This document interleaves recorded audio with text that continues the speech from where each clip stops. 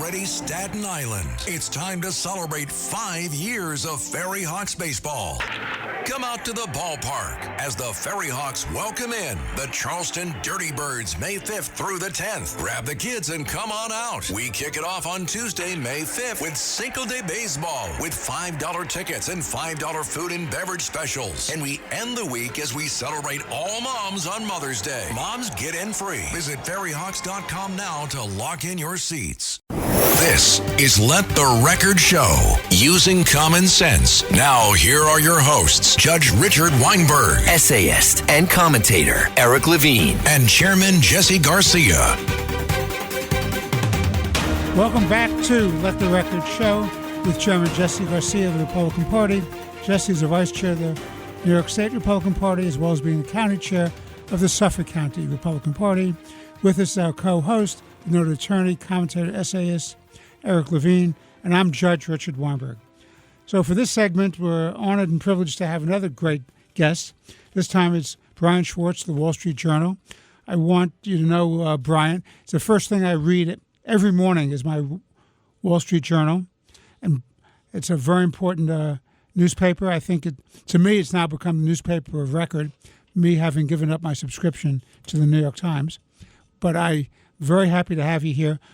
Brian Schwartz is a noted journalist, writes about the intersection between politics and economics, and happened to be at the dinner of the White House correspondents at the Washington Hilton last Saturday. So, Brian, I'm turning you over to the first round of questions to Eric, followed by Jesse Garcia. And with this time, I'll pop in.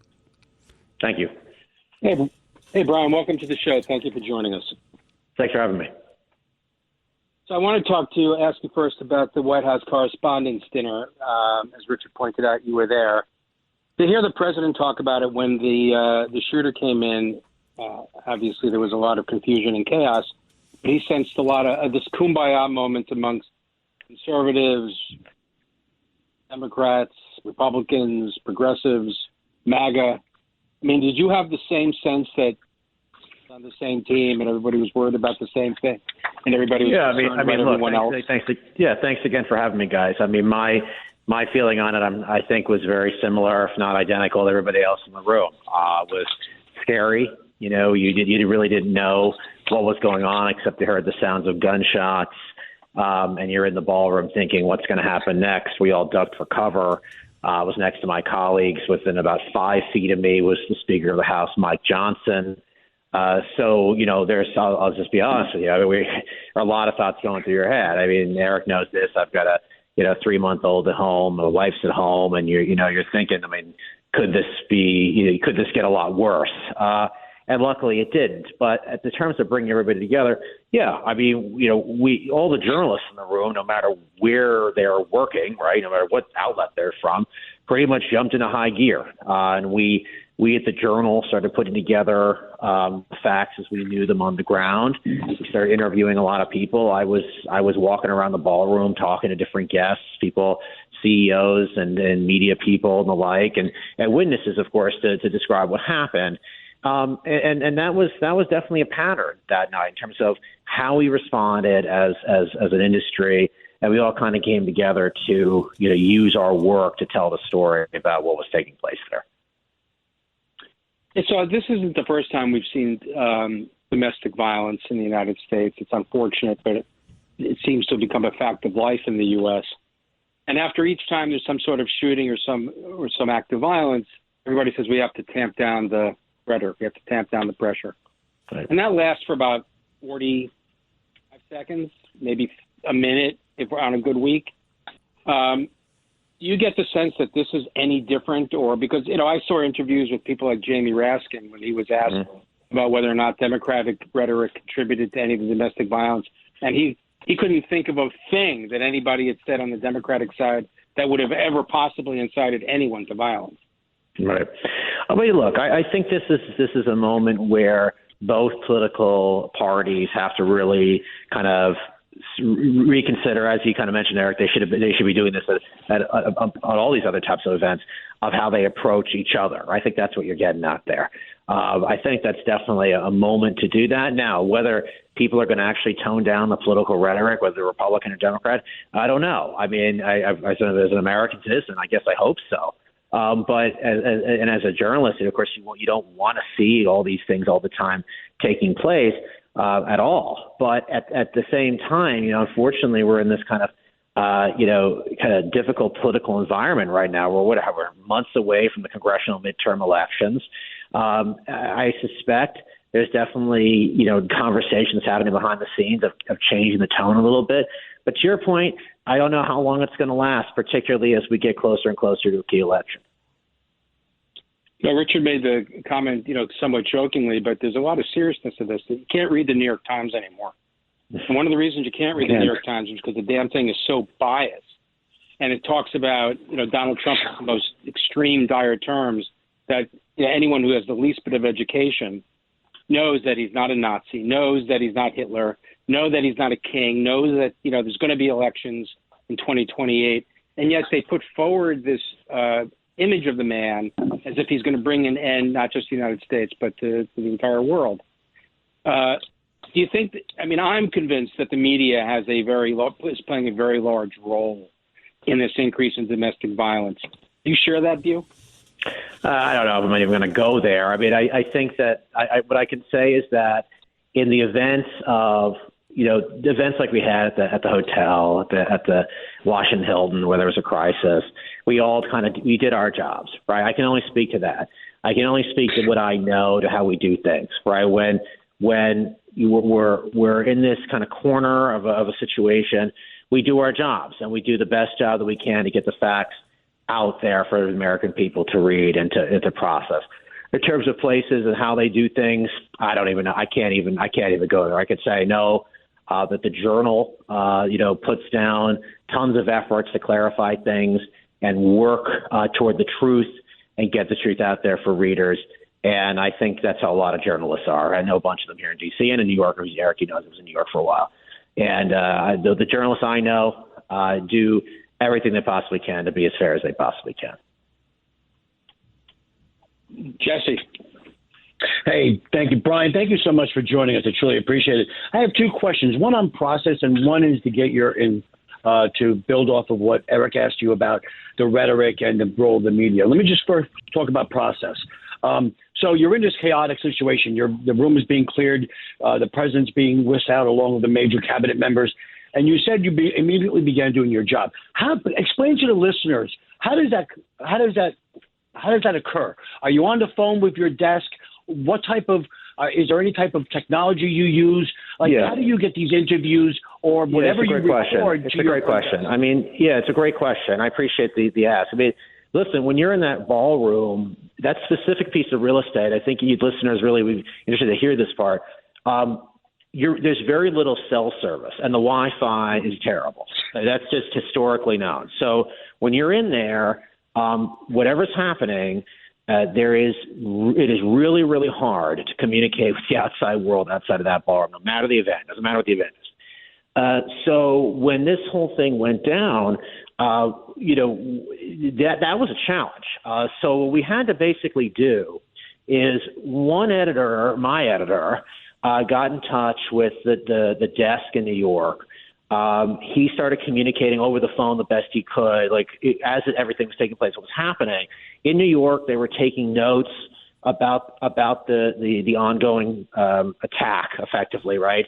And then after everything was settled down and we got the clear to stand up and get out from under the dinner tables, I went up to my editor and basically said to him, okay, what do we got to do? What do we have to do? And a bunch of us at the Journal did that from what I saw. This is just, again, using my own experience to explain to the viewers and listeners what happened here.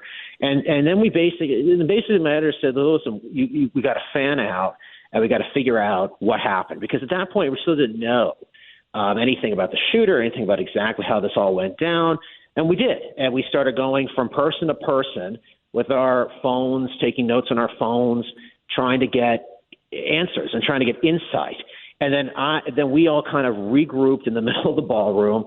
We gave our notes to our editor. Our editor found a way to get seems like one bar, if you know what I mean, of signal, called it back to the desk, They put the information back into the story, and we worked on it throughout the night together as we left the hotel. That's what happened, and that was kind of the really key process in which we went about doing our jobs.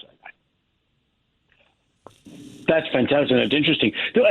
Just to follow up on that, what about the natural competition that goes on amongst these news agencies and these reporters that they want to be first? I mean, will they do an interview with you? Like if you wanted to choose to speak to a reporter that was closest to the dais, how does that dynamic work out? Well, I mean, I know that I spoke to a bunch of people in I guess you could say competitor news organizations, put it that way. I did. I mean, and it wasn't as cutthroat as maybe people would think. They were very open to talking with me. I'll put it that way. It wasn't. I explained who I was. I said we're doing a story for the Wall Street Journal, and they started talking about things on the record to me. And I don't even remember if we used this stuff in the story now, but it's relevant. They opened up and talked to me, and that did help context-wise to work on these stories.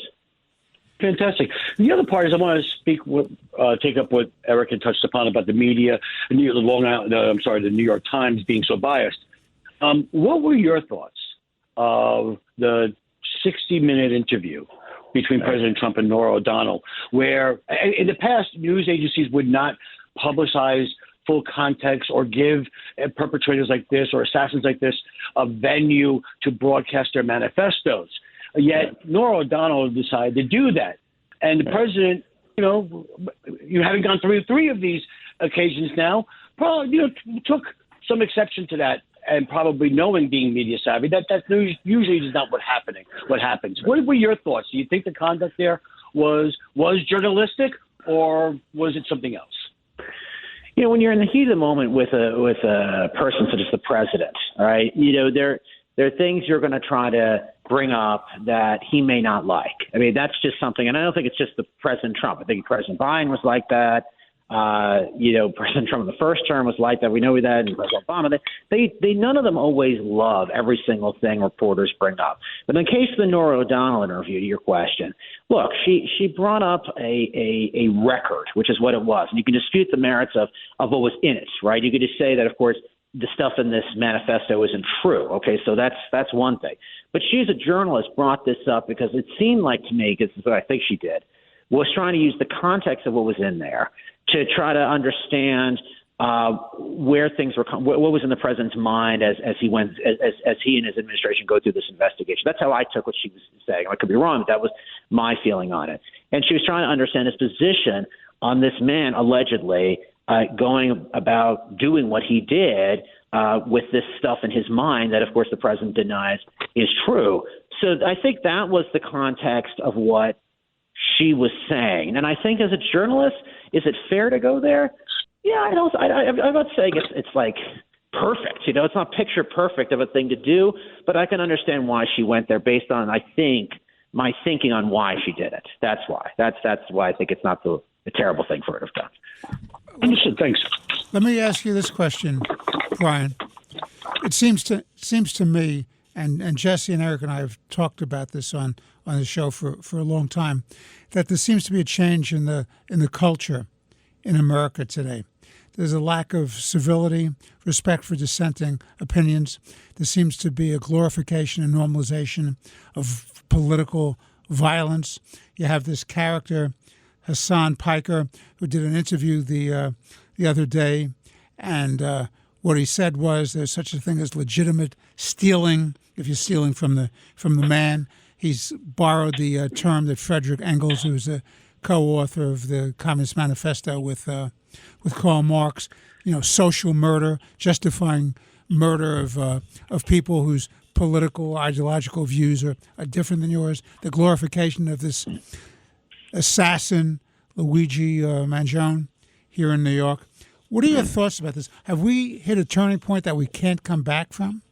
No, I don't think we're at some sort of turning point of no return. I just think we're in this very difficult political environment. It's not one person's fault or a group of people's. It's just this is kind of where we're at right now based on how politics is played, quite honestly. Look, there's people, both parties, you guys know this, Republican and Democrat, people running for Congress. They're trying to get that viral moment, or someone who's, look, there's people trying to raise money, right? So they're going to say something that's kind of would seem to some people outlandish, right? They're trying to get attention if they don't want to get the money, right? And it's become that feed through social media and the internet where people are just going to say stuff and get people riled up. Now, I don't know what goes through somebody's mind when they say things like this, but I think that's the, intention. It's the unfortunate consequences of where we're at right now in politics. And I don't know. I'm just a reporter. I don't know what the solution is. But I think there is some thinking on going viral on the internet, going viral on social media. That's become such a bubbling point in the way politics kind of rolls and the way social media plays a hand in that it becomes problematic after a while. Well, that's very interesting. Let me take you back to Saturday night. Let me tell you what troubles me. And I know the Washington Hilton. I've been at events at that. I've actually stayed at the hotel. I think, as an outsider looking in, that there was great credit to be given to the law enforcement, to the Secret Service, but there's also some critiques about what was done. I'd like your thoughts on it. My view is they did a good job as quickly as they could in containing this threat. But the real question is, why are they doing this at a venue like the Washington Hilton, where you have thousands of guests staying at the hotel at the same time as this event? We have more than a couple thousand people there. That's a real problem, which raises, to me, a very important question. Trump kept saying, well, we're going to try to do another event in the next 30 days.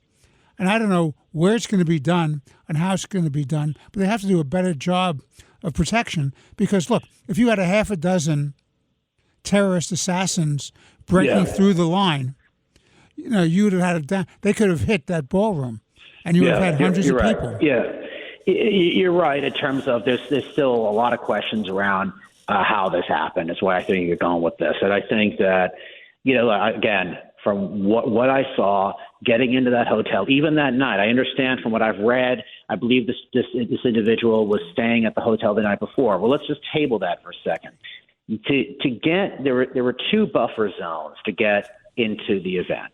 The first buffer was at this little, if you know the property, the little driveway area where the taxis can come pick people up. So there was an entrance there. This is to get into the entrance into the lobby of the hotel. All you had to do to get into that area, lobby of the hotel for this event, was to take a printed reception ticket, show them the ticket, and they let you right through. There's no guest list. There's no check the ID. There's no scan the ticket. Okay, that was the first buffer to get in. The second buffer was to get into the ballroom. To get into the ballroom, all you had to do was show your table ticket, and you got into the ballroom after they scanned you. When you went to the MAG scans, and you were through. So at that time also, no checking of ID, no checking your name on a list, no nothing. And so those are two key examples to show that there really wasn't the highest level of security for a president who has been under threat, as you guys know very well, before. And I think that's got to be in the thinking of the Secret Service going forward for the next time we do one of these things. Well, Brian Schwartz, I want to thank you, distinguished journalist from the Wall Street Journal, my favorite newspaper of record. I don't know if it's anybody else's. It should be everybody's, but I read it. It is my Bible. My only objection to the Wall Street Journal, I have to tell you, Brian, is you don't have a Sunday edition. Oh, okay. That's my big problem. That's my big problem. But on behalf of Chairman Jesse Garcia, Eric Levine, and myself, I want to thank you very, very much for being on Let the Record show this week. And as events unfold in Washington and this intersection that you write about between politics and economics, Jesse and Eric and I would like to bring you back if you're available. Thank you. I appreciate it. I'd love to come back. Thank you. Thank you very much. This is Thank you, Brian. This was great. This is Let the Record Show with Chairman Jesse Garcia of the Republican Party, noted attorney, commentator, essayist Eric Levine. I'm Judge Richard Weinberg. Please stay with us. We'll be back in but a few short moments for a final segment with hopefully more important and interesting conversation. Stay tuned. This is Let the Record Show.